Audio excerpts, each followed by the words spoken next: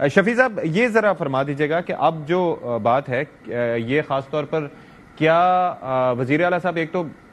And میں protest کے time پہ وہاں پر موجود نہیں تھے، ایک اس کی کیا وجہ، دوسرا یہ ہے کہ کیا ان کے ساتھ کوئی پیغام رسانی ہوئی ہے، کچھ ایسا ان کو بتایا گیا ہے کہ جی آپ نے کچھ چیزیں ایسی ہیں، خاص طور پر یہ جو دہشت گردی ہے، افغان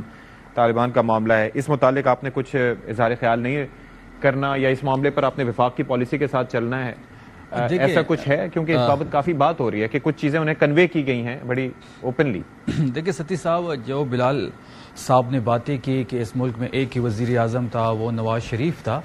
تو نواز شریف 3 دفعہ کا وزیر اعظم تھا، 2 دفعہ کا وزیر اعلیٰ رہا ہے، 1 دفعہ کا وزیر خزانہ رہا ہے، لیکن ان کا اختیار اتنا ہے کہ جب وہ 27ویں ترمیم میں ووٹ ڈالنے جاتے ہیں تو ان کو انسٹرکشنز ہوتی ہیں کہ آپ نے بولنا نہیں ہے اور جا کے فرما بردار بچے کی طرح آپ نے صرف ووٹ ڈالنا ہے۔ پہلی بات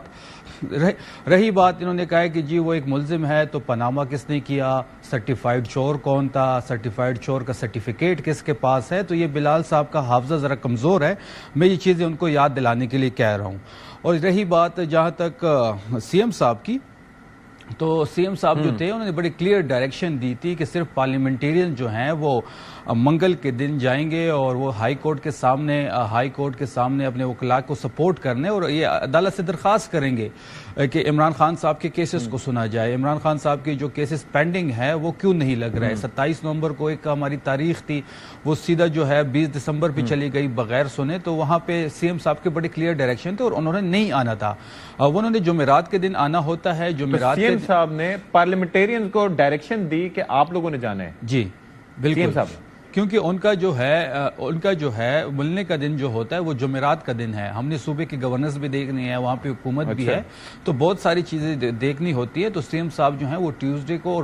اس لیے نہیں آئے اور یہ آن بورڈ تھا، آن کارڈز تھا کہ وہ نہیں آئیں گے۔ اور جہاں تک پیغام رسانی کی بات ہے تو ہم اس وقت کسی کے ساتھ رابطے میں نہیں ہیں، ہم کسی کے ساتھ رابطے میں رہنا بھی نہیں چاہتے، یہ بھی بڑی کلیئر بات ہے۔ ہم جو انسٹرکشنز لیں گے وہ اڈیالہ سے لیں گے، وہاں سے جو پالیسی آئے گی وہی ہماری لائن ہوگی، وہی ہماری لینتھ ہوگی، اس میں بڑی کلیئر ڈائریکشنز ہیں۔ تو ابھی تک آپ کو کیا پالیسی ملی ہے؟ کل کے ٹویٹس کے بعد اگر فردر آپ کی ملاقات نہیں ہوتی تو کل کے میسیجز کو اگر آپ ڈیسائفر کریں تو آپ کو کیا پالیسی لائن ملی ہے پھر شفیع صاحب؟ دیکھیں کل کی جو ملاقات ہوئی ہے وہ ہمارا قانونی حق ہے، وہ کسی کا احسان نہیں ہے ہمارے اوپر۔ نہیں وہ ہو گئی لیکن ابھی ایک جانب آپ کہہ رہے ہیں کہ وہ غصے میں تھے، اب غصے میں انسان کچھ بھی کہہ دیتا ہے، بعد میں کہتے ہیں نہیں یار وہ غصے میں تھا تو اس نے یہ بات کہہ دی، لیکن آپ ان کے پیغام کو کس طرح سے ڈیسائفر کریں گے؟ غصے میں تو تھے لیکن اس بات پہ عمل کرنا ہے یا چونکہ غصے میں تھے تو اس بات کو رد کر دینا ہے؟ نہیں، انہوں نے تو کافی چیزوں کو ایڈریس کیا ہے، جو چیز انہوں نے ایڈریس کی ہے اس پہ بات بھی ہوگی۔